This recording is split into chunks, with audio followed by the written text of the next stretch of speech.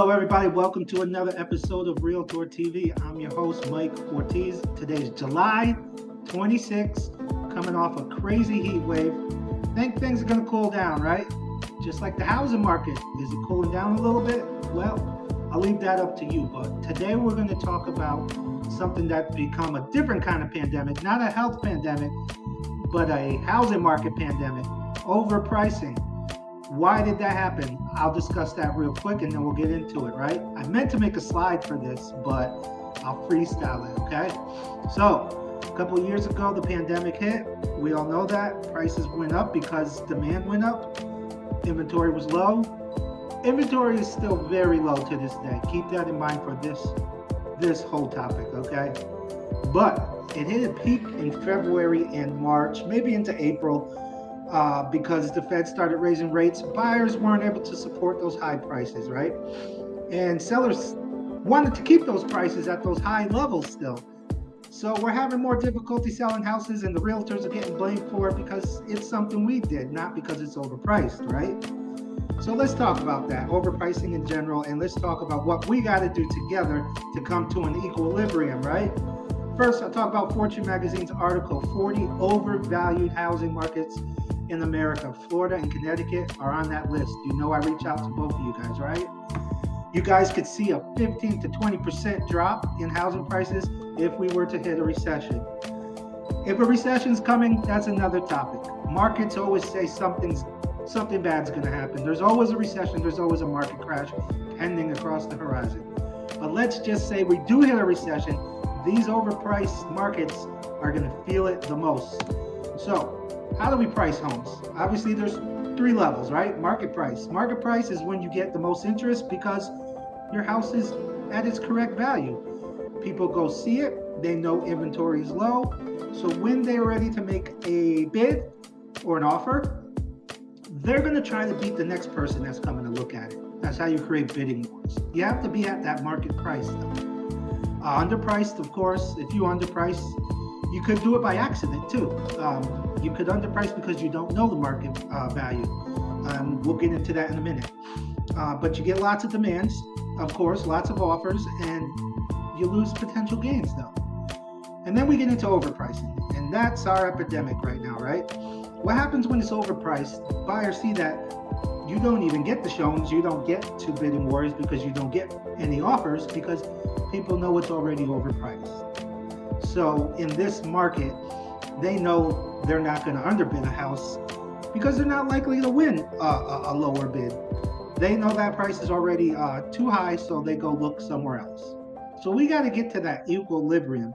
We have to be, as realtors, we have to be better at making you guys understand why the fair market price actually enables it to end up selling higher because you just get a lot more interest, right? Let's talk about Zillow. So Zillow did a graph. The gold part here is the growth up to about February. Up to about February. If you look on the chart, you're going to see a peak there. I believe that was actually May.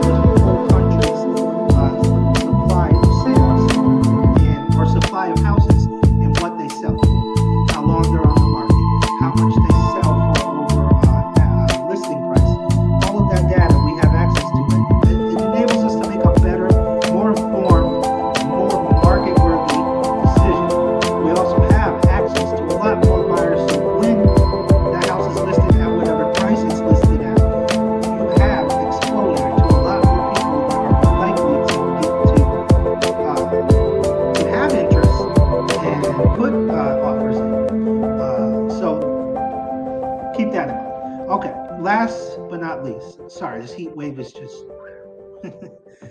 Last but not least, according to national data, this is actually from Realtor.com. Sorry, properly priced homes sell about 13% higher on average than homes that are overpriced. It's just a fact. It doesn't make sense on the surface. If I price my home higher, I should get more money, right? Not right now, not in this market.